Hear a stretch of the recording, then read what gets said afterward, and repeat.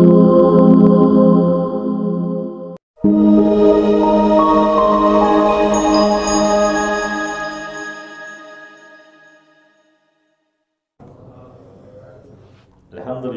ala ihsanih wa syukru lahu ala taufiqihi wa amtinanih wa ashhadu an la ilaha illallah ta'ziman li sya'nih wa ashhadu anna Muhammadan abduhu wa rasuluh adda'i ila ridwanih.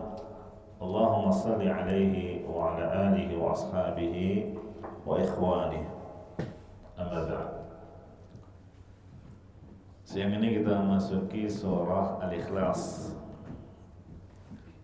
Ada dua surat dalam Al-Quran yang disebut dengan nama Al-Ikhlas. Tapi yang terkenalnya yang akan kita bahas yang diawali dengan Qul huwallahu ahad. Apa yang kedua yang juga dinamakan Al-Ikhlas, yaitu surah Al-Kafirun. Jadi dalam Al-Quran satu surat itu bisa memiliki beberapa nama, ya, ada yang dua, ada yang tiga, ada yang empat, ya, ada yang hanya satu nama. Nah, Al-Kafirun nama lainnya juga disebut Al-Ikhlas. Kenapa? Karena kandungannya sama, yaitu bara'atun minasyirik. Baik yang diawali dengan Qul ya ayyuhal kafirun maupun Qul huwallahu ahad, kandungannya sama-sama sikap berlepas diri dari kesyirikan. Bedanya apa? Kalau Al-Kafirun menjelaskan berlepas diri dari kesyirikan secara amalan. La a'budu ma ta'budun. Itu kan amalan. Aku tidak akan menyembah apa yang kalian sembah. Adapun surat Al-Ikhlas Qul huwallahu ahad, itu kandungannya berlepas diri dari kesyirikan yang terkait dengan asma wa sifat, nama-nama dan sifat-sifat Allah. Ya, kan ada tiga tauhid, rububiyah, uluhiyah, dan asma wa sifat. Kesyirikan itu terjadi bukan hanya dalam uluhiyah dan rububiyah, tapi juga terjadi pada nama-nama dan sifat-sifat Allah. Misalnya meyakini ada selain Allah yang mengetahui perkara gaib. Ini kan terkait dengan sifat Allah. Misalnya kalau ada yang nama khusus bagi Allah tapi diberikan kepada selain Allah. Ya, Rahman misalnya, itu khusus bagi Allah. Kalau mau diawali dengan Abdun, sehingga Abdur Rahman, ya. Nah, jadi itu perbedaan Al-Kafirun dan Qul huwallahu ahad. Kalau Al-Kafirun berlepas diri dalam hal apa? Kesyirikan perbuatan. Kalau Qul huwallahu ahad, kesyirikan dalam asma wa sifat. Nah, jadi itu perbedaannya antara Al-Kafirun dan Al-Ikhlas. Persamaannya sama-sama dinamakan Al-Ikhlas. Gitu ya. Jemaah rahimani wa rahimakumullah. Surat Qul huwallahu ahad itu berlepas diri dari segala tuduhan yang dituduhkan orang-orang kafir terhadap Allah. Misalnya Allah punya anak, seperti keyakinan Nasrani, atau seperti Yahudi yang mengatakan tangan Allah terbelenggu karena dianggap pelit. Ya, mereka merasa berdoa tapi seringnya tidak dikabulkan, sehingga mereka menuduh Allah tangannya terbelenggu, dan tuduhan-tuduhan lainnya, ya. Atau Allah lelah, capek setelah menciptakan langit dan bumi dalam 6 hari, padahal 1 pekan 7 hari. Kalau cuma 6 hari, hari ke-7-nya Allah ngapain? Kata orang Yahudi, Allah beristirahat karena lelah. Jadi dimulai dari hari Ahad selesai hari Jumat. Makanya mereka liburnya hari Sabtu, disebut Yaumus Sabat, hari Sabat, sebagai bentuk apa? Solidaritas dengan Tuhan. Tuhan aja libur, istirahat, masa antum kerja. Ini kan tuduhan. Makanya Allah bantah mereka dalam surah Qaf. Wa ma massana min lugub. Ya, setelah kami menciptakan langit dan bumi dan apa yang ada di antara keduanya, selama 6 hari, 6 masa, kami tidak ditimpa keletihan sedikit pun, kata Allah. Tidak seperti yang dituduhkan oleh orang-orang Yahudi. Jadi itu intinya. Ya, kalau al-kafirun sikap berlepas diri dari kekafiran orang-orang musyrikin, adapun qul huwallahu ahad sikap berlepas diri dari yang mereka tuduhkan kepada Allah Subhanahu wa taala. Kemudian jamaah rahimani wa rahimakumullah, kenapa dinamakan al-ikhlas? Al-ikhlas itu kan artinya ikhlas. Ikhlas itu murni. Murni hanya untuk Allah. Amalan yang ikhlas adalah murni yang hanya ditujukan untuk Allah, tidak ternodai dengan tujuan-tujuan lain. Nah, surat ini dinamakan ikhlas karena murni berbicara tentang sifat-sifat Allah. Nggak ada pembicaraan perintah, larangan, tidak ada pembicaraan tentang janji, ya, dan ancaman, tidak ada. Karena suratnya pendek kan, ya. Jadi jamaah rahimakumullah, dan surat Al-Ikhlas tidak membicarakan semua sifat-sifat Allah. Yang dibahas hanya sifat-sifat yang menunjukkan bahwa Allah satu-satunya yang berhak diibadahi. Ya, satu-satunya yang berhak disembah. Kan banyak yang dijadikan sesembahan oleh manusia. Ada yang menyembah Nabi Isa seperti Nasrani, ada yang menyembah Uzair seperti Yahudi, ada yang menyembah Lata, Uzza, Manat, Hubal, itu adalah nama orang-orang saleh, tapi dikultuskan, itu orang-orang musyrikin. Ada yang menyembah malaikat, ya, ada yang menyembah kuburan, ada yang menyembah pohon, ada yang menyembah batu. Ya, maka surat Al-Ikhlas menyebutkan syarat menjadi Tuhan, gitu ya. Jadi seakan-akan surat Qul huwallahu ahad ini menjelaskan tentang sifat-sifat yang merupakan syarat sebagai Tuhan. Hanya 4. Silahkan, kalau terpenuhi 4 sifat ini, layak dia disembah, layak dia jadi Tuhan, gitu ya. Nah, apa diantaranya? Qul huwallahu ahad, Tuhan itu harus esa. Kemudian Allahus Samad, Tuhan itu tidak butuh kepada siapapun, ya. Sebaliknya, semua makhluk butuh kepadanya. Adapun dia tidak butuh sama sekali. Syarat yang ketiga, Tuhan itu tidak boleh dilahirkan dan nggak boleh melahirkan. Karena kalau Tuhan lahir berarti nanti anaknya juga jadi Tuhan, berarti tidak esa. Berarti butuh istri, butuh pasangan, berarti tidak somad. Somad kan artinya tidak butuh kepada siapapun. Nah, ini yang ketiga, surat Tuhan itu tidak boleh dilahirkan dan tidak melahirkan. Dan yang keempat, walam yakul lahu kufuwan ahad, Tuhan itu tidak ada yang boleh sama dengannya, nggak boleh ada yang setara dan sekufu dengannya. Itu 4 syarat. Dan 4 syarat untuk menjadi Tuhan,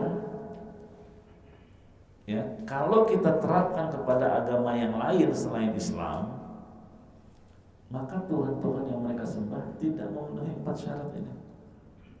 Ya. 4 syarat yang tadi kita sebutkan hanya terpenuhi pada Allah Azza wa Jalla. Iya kan? Nah, Makanya surat Al-Ikhlas, Qul huwallahu ahad, ini termasuk surat yang sangat sering dibaca oleh Rasulullah Sallallahu Alaihi Wasallam. Ya, bahkan beliau mengajarkan umatnya untuk sering-sering membaca surat ini. Ya, dan sering digandengkan Al-Kafirun dengan Al-Ikhlas. Ya, misalnya salat sunnah qobliyah subuh, setelah Al-Fatihah rakaat pertama Al-Kafirun, rakaat kedua setelah Al-Fatihah Qul huwallahu ahad. Apalagi digandengkan dua salat ini dibaca di salat dua rakaat setelah maghrib, ba'diyah maghrib. Jadi qobliyah maghrib, ba'diyah maghrib, sunnah tawaf, ya. Nah, ini juga sering dipilih oleh Nabi SAW, termasuk sholat sunnah witir 3 rakaat. Kalau rakaat pertamanya Al-A'la setelah Fatihah, kedua dari ketiganya, yang kedua Al-Kafirun, dan yang ketiganya Al-Ikhlas, begitu. Nah, bahkan ada yang hanya Al-Ikhlas saja tanpa Al-Kafirun. Ya, misalnya apa? Zikir setelah sholat fardu. Zikir setelah salat fardu itu baca Al-Ikhlas di antaranya. Kemudian juga zikir pagi petang, ya, membaca surat Al-Ikhlas. Nah, ini menunjukkan bahwa surat Al-Ikhlas, Qul huwallahu ahad, itu surat yang sangat spesial. Ya, apa hikmahnya? Kenapa Nabi SAW sering mengulang-ulang membaca surat Al-Ikhlas ini di tempat-tempat yang tadi kita sebutkan? Jawabannya supaya kita selalu memperbaharui tauhid kita, karena inilah tujuan kita diciptakan oleh Allah.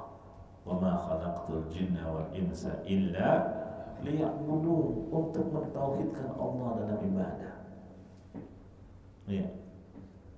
Mungkin kalau pandangan orang yang tidak mengerti tauhid, misalnya ditanya, menurut kamu mana yang lebih baik? Ada orang sholat 5 waktu, tapi kalau ada masalah larinya ke dukun. Iya, tawasul ke kuburan keramat Syekh Fulan, Habib Fulan. Ya. Atau yang kedua, si B, dia nggak sholat sama sekali. Ya. Mungkin di kacamata orang awam akan berpandangan, ya si Allah masih mending karena dia masih sholat. Yang benar gimana? Sama aja si A dan si B, sama buruknya. Kenapa? Kok si A disamakan dengan si B? Kan dia sholat. Karena sholat yang dia kerjakan batal dengan kesyirikan yang dia lakukan. Sebagaimana wudu menjadi batal ketika buang angin, ada hadas. Begitu. Nah, jadi kita disuruh membaca Al-Ikhlas supaya kita terus memperbaharui tauhid kita. Makanya memahami maknanya itu penting. Adapun keutamaan surat Al-Ikhlas, yang pertama, termasuk surat yang sering dibaca oleh Rasulullah SAW, dijadikan zikir pagi petang, dijadikan zikir setelah salat fardu, ya, sering dibaca dalam salat-salat yang tadi kita sebutkan. Seringnya surat ini dipilih oleh Nabi untuk dibaca dalam salat menunjukkan keistimewaan dibanding surat yang lain. Apalagi keutamaan surat Al-Ikhlas? Yang kedua, Nabi menyebut sebanding dengan sepertiga Al-Quran. Nabi pernah bertanya ketika kumpul dengan para sahabatnya, "Ayajizu ahadukum ayyaqra'a thulutsal Qur'an fi lailatin?" Apakah ada di antara kalian yang sanggup membaca dalam satu malam sepertiga Al-Quran? Wah, berarti 10 juz. Wah, berat ini. Ini para sahabat loh yang hafal Quran, membaca 10 juz, ya. Nah, dalam satu malam. Fasyaqqa dzalika 'alaihim. Mereka merasa berat. Siapa di antara kami yang sanggup ya Rasulullah? dalam satu malam membaca sepertiga Al-Quran? Maka Nabi menjawab, Qul huwallahu ahad thuluthul Quran. Ya, Allahul wahidus samad thuluthul Quran. Maksudnya surat Al-Ikhlas yang diawali dengan Qul huwallahu ahad itu sepertiga Al-Quran. Jadi Nabi SAW mengatakan seperti itu. Maksudnya gimana? Iya, ini jangan salah paham juga. Wah, kalau Al-Ikhlas Qul huwallahu ahad sepertiga Al-Quran berarti gampang cara menghatamkan Quran. Baca aja Al-Ikhlas 3 kali, selesai hatam. Tiap hari bisa hataman. Dengan cara apa? Baca Al-Ikhlas 3 kali. Bukan itu maknanya, ya. Atau kalau baca surat Al-Ikhlas sama dengan membaca 10 juz. Iya, bukan itu juga maknanya. Buktinya apa? Misal kalau ada orang sholat, mau sholat fardu, sholat sunnah, mau yang jahar, mau yang sir, dia membaca surat Al-Ikhlas sebanyak 3 kali, tapi nggak baca Al-Fatihah. Lihat, apakah sholatnya dianggap sah? Enggak sah, karena Nabi SAW mengatakan la sholata liman lam yaqra fiha bi Fatihatil Kitab. Tidak sah sholat orang yang nggak baca Al-Fatihah. Oh, ini dia setelah takbiratul ihram baca iftitah terus nggak pakai Al-Fatihah, langsung Al-Ikhlas 3 kali. Sah nggak sholatnya? Jawabannya enggak. Kenapa nggak sah? Karena Al-Fatihah rukun sholat. Kalau seandainya membaca Al-Ikhlas 3 kali sama dengan membaca seluruh Al-Quran, berarti sudah mencakup apa? Al-Fatihah. Harusnya dianggap sah juga dong. Tapi ternyata tidak. Ini bukti bahwa bukan itu makna sabda Nabi SAW. Surat Al-Ikhlas itu sepertiga Al-Quran. Nah, terus apa maknanya surat Al-Ikhlas itu sepertiga Al-Quran? Kata para ulama, sepertiga dari sisi kandungan Al-Quran secara keseluruhan. Karena secara umum Al-Quran itu mengandung 3 perkara. Isi Al-Quran secara umum, yang pertama menjelaskan hukum-hukum, hukum halal haram. Yang kedua janji dan ancaman, ayat-ayat yang berbicara tentang janji surga dan kenikmatannya dan ancaman akan siksa neraka. Itu banyak. Dan yang ketiga tentang nama-nama dan sifat Allah. Ini isi Al-Quran ini. Seputar 3 ini, masalah hukum, masalah janji dan ancaman, dan penyebutan nama dan sifat Allah.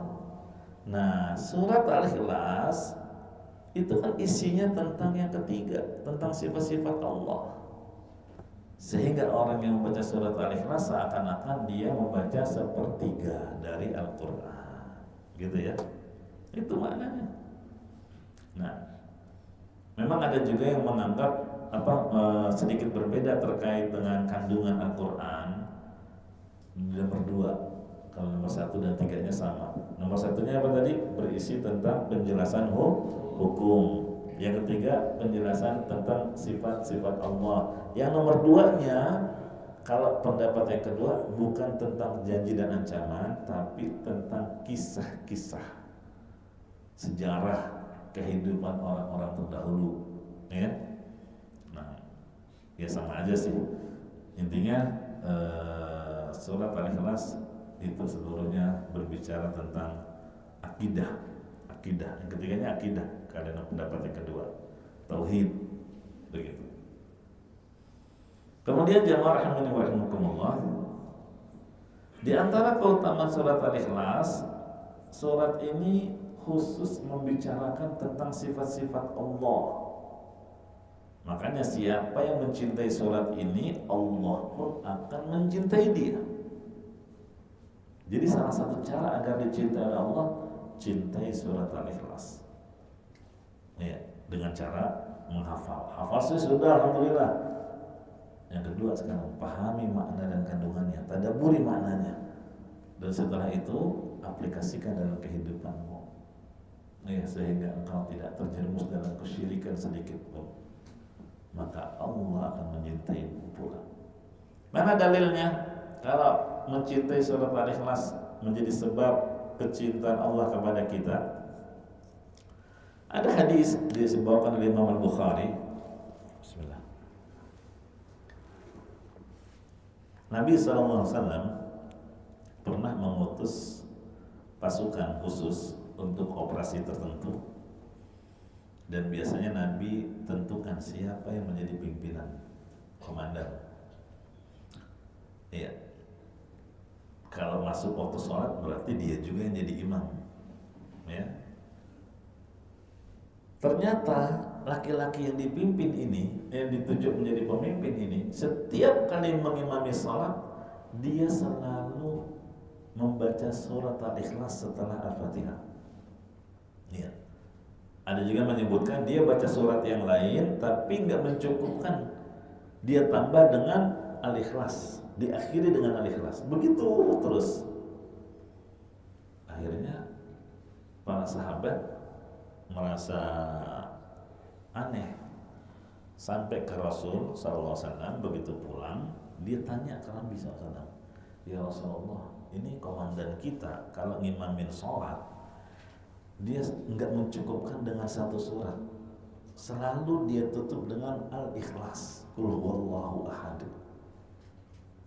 Gimana tuh? Maka kata Rasulullah SAW, saluhu, tanyakan dia, tabayyun li ayyi syai'in yasna'u dzalik, kenapa dia melakukan hal seperti itu. Nabi nggak langsung vonis salah itu orang, enggak. Akhirnya mereka pun menanyakannya, dan ternyata dia menjawab li'annaha sifatur rahman. Lihat tuh alasannya imam ini, ya, karena surat Al-Ikhlas kandungannya penjelasan tentang sifat-sifat Ar-Rahman, sifat-sifat Allah. Fa ana uhibbu an aqra biha, dan aku sangat suka, ya, untuk membaca surat Al-Ikhlas karena menjelaskan tentang sifat-sifat zat yang aku sembah. Begitu, ya. Kalau kita mungkin ada yang baca Al-Fatihah apa terus Al-Ikhlas, tiap sholat Al-Ikhlas, itu karena hafalannya emang pendek sedikit, ya. Coba tanya kenapa? Ya hafalannya cuma itu, gitu ya. Hafalannya nggak banyak, biar cepat, dan ternyata makmum juga pada senang, gitu ya. Request lagi. Sahabat tadi bukan karena itu, dia punya hafalan Quran, makanya dia bawa setelah Fatihah surat yang lain dulu dia baca, setelah itu dia tambah dengan Al-Ikhlas. Begitu. Ternyata yang menyebabkan dia sering melakukan seperti itu karena kecintaannya terhadap surat Al-Ikhlas. Apa kata Nabi SAW? Akhbiruhu annallaha yuhibbu. Kabarkan kepada dia bahwa Allah pun mencintai dia karena kecintaannya terhadap surat Al-Ikhlas. Begitu. Kemudian jamaah rahimani wa rahimakumullah, kalau dalam riwayat Bukhari dari Anas bin Malik, Rasulullah mengatakan, hubbuka iyyaha adkhalakal jannah. Kecintaanmu terhadap surat Al-Ikhlas itulah yang membuatmu dimasukkan ke dalam surga. Ya, berarti kan dia merealisasikan tauhid, dan kita tahu kunci surga adalah la ilaha illallah, dan la ilaha illallah bukan hanya sebatas ucapan di lisan, ya, tapi harus diterapkan dalam kehidupan. Betul-betul hatinya hanya bergantung kepada Allah, tawakal kepada Allah, tidak punya rasa takut kecuali hanya kepada Allah. Setiap kali minta pertolongan langsung minta tolongnya kepada Allah. Ini kan tauhid. Iya. Nah, ini diantara hadis-hadis yang menjelaskan tentang keutamaan surat Al-Ikhlas. Ya, tentunya masih ada ya hadis-hadis yang lain, ya, yang tidak kita sebutkan pada kesempatan ini. Ya, tapi 3 yang tadi kita sebutkan cukup memotivasi kita untuk memiliki perhatian yang lebih terhadap surat Al-Ikhlas dengan menghafalnya. Kalau hafal sih udah hafal banget, ini yang paling hafal ya. Nah sekarang tinggal memahami maknanya, mentadaburi isinya, ya, dan mengaplikasikannya dalam kehidupan sehari-hari. Nah ini yang banyak nih yang belum terpenuhi yang ketiga, ya. Karena qul huwallah di lisan, tapi amalannya tidak seperti yang diucapkan di lisan. Iya, masih menduakan Allah Subhanahu wa taala. Kemudian jemaah rahimani wa rahimakumullah, kenapa kok dinamakan Al-Ikhlas? Padahal tidak ada satu kata pun yang menyebut ikhlas. Iya. Jemaah rahimakumullah, memang penamaan surat dalam Al-Quran itu ada dua. Yang pertama, ada yang penamaannya berdasarkan kata yang disebut di surat itu, ya. Misalnya banyak tuh Al-Baqarah, misal Al-Baqarah ya karena ada kata Al-Baqarah disebutkan di ayat ke-67, 68, 69. Wa idh qala Musa liqaumihi innallaha ya'murukum an tadhbahu baqarah. Ada kata Baqarah. Ya, ini salah satu cara penamaan surat. Cari kata yang tidak didapati di surat yang lain, gitu ya. Al-Baqarah ya cuma ada di Al-Baqarah. Misalnya juga Amsyaj hanya ada di surat Al-Insan, hal ata 'alal insan. Begitu. Ini banyak ya penamaan surat berdasarkan kata. Ali Imran, ada penyebutan Ali Imran di ayat yang ke-33 dan 35. Ya. An-Nisa, wah An-Nisa apalagi dihafal laki-laki ini. Apalagi kalau istrinya enggak nurut. Ar-rijalu qawwamuna 'alan nisa. Senjata utama tuh. Laki-laki yang jadi pemimpin bagi wanita. Kamu harus tunduk. Surat An-Nisa. Padahal justru surat An-Nisa itu kalau mau dipelajari banyak menyebutkan tentang hak-hak istri. Ya. Nah, itu dinamakan An-Nisa karena ada penyebutan nisa. Ya. Adapun yang kedua, penamaan surat dalam Al-Qur'an itu bukan berdasarkan kata. Kalau tadi kan berdasarkan kata, tapi berdasarkan makna, ya, berdasarkan maknanya. Dan ini nggak banyak. Kebanyakannya penamaan surat dalam Al-Quran berdasarkan kata yang disebut di surat itu. Kalau yang berdasarkan makna nggak banyak, hanya beberapa saja. Contohnya Al-Fatihah. Al-Fatihah, Alhamdulillahirabbil alamin, Ar-Rahmanir Rahim, Maliki Yaumiddin, dan seterusnya. Enggak ada kata Fatihah. Ya. Kenapa dinamakan Al-Fatihah? Ya karena dia adalah pembuka dari kata Fataha. Fataha yaftahu itu membuka. Ya. Jadi karena dia adalah pembuka surat dalam Al-Quran. Kalau kita mau membuka Al-Quran, mau cetakan manapun, termasuk cetakan Indo, pasti surat pertama adalah Al-Fatihah. Begitu juga dengan surat Al-Ikhlas.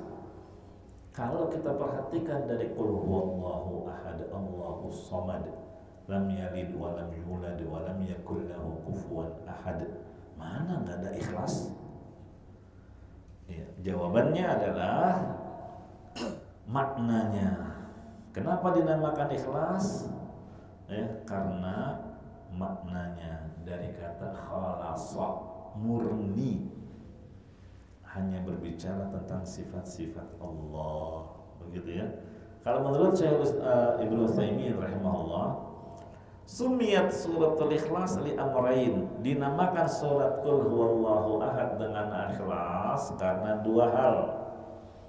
Al-amrul awwal anna Allah akhlasaha li nafsihi, Karena di surat ini Allah khusus menceritakan tentang dirinya, ya, dirinya.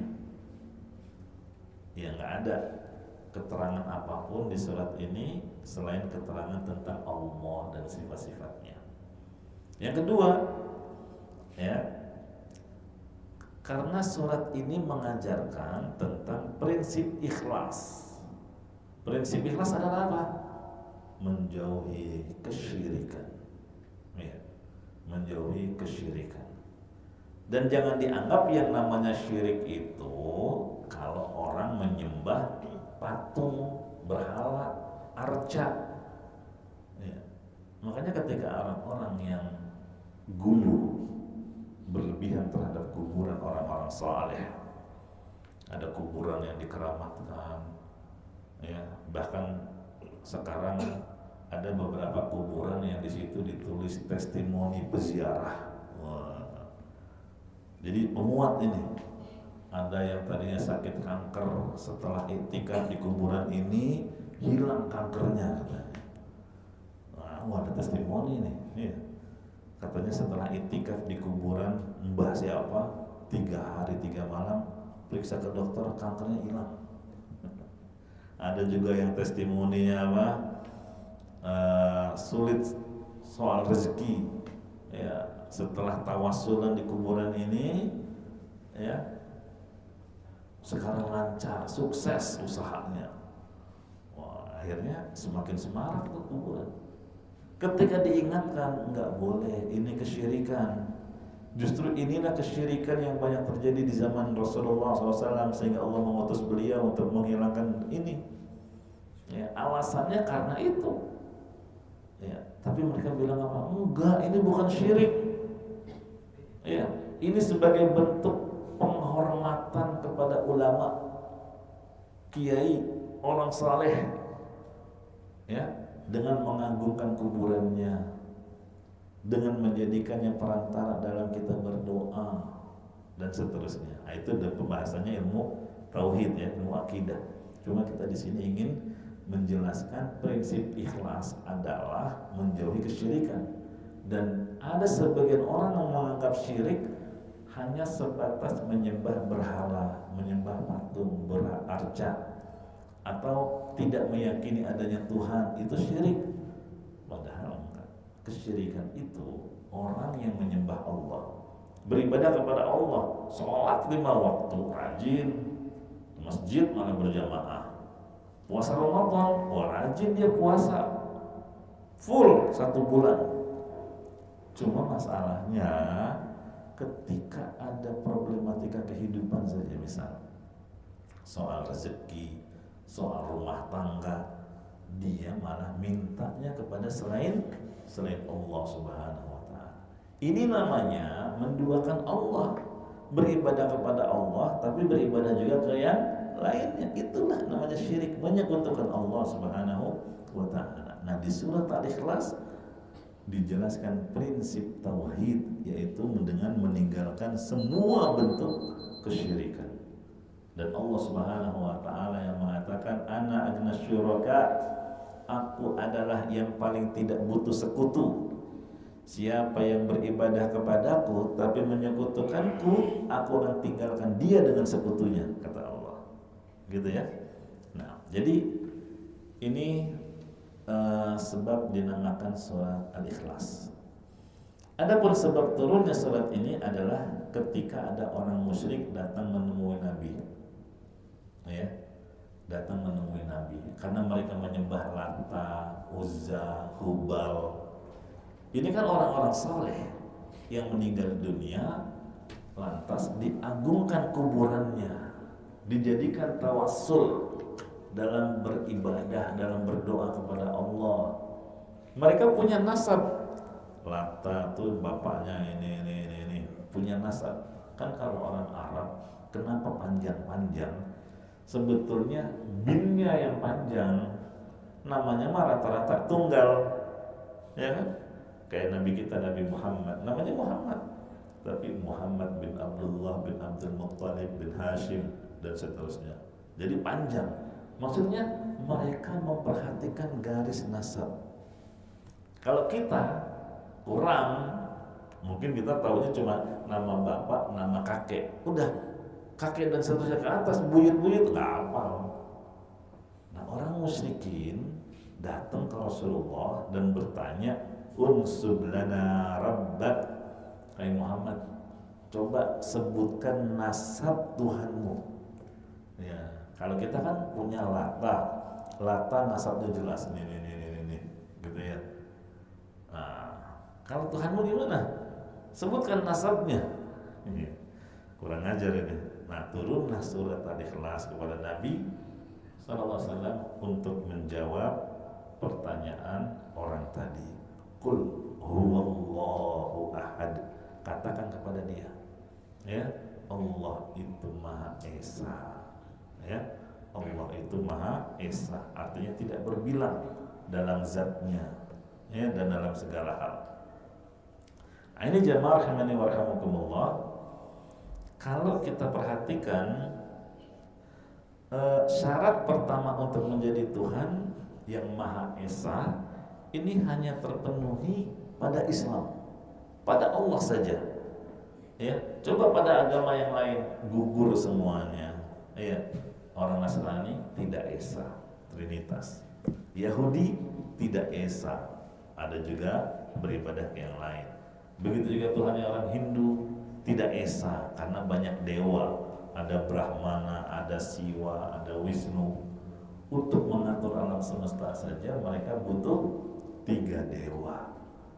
Ini baru syarat pertama untuk menjadi Tuhan, hanya terpenuhi pada Islam, yaitu pada Allah Subhanahu wa Ta'ala. Baik, sampai sini dulu karena keterbatasan waktu. Insya Allah kita akan sebutkan ayat pertama pada pertemuan berikutnya. Biidznillahi ta'ala. Barakallahu fiikum. Ada pertanyaan? Jelas? Baik. Barakallahu fiikum. Sampai sini dulu, perlu mohon maaf. Kita tutup. Subhanakallahumma wa bihamdika asyhadu an la ilaha illa anta astaghfiruka wa atubu ilaik. Walhamdulillahi rabbil alamin. Wassalamualaikum warahmatullahi wabarakatuh.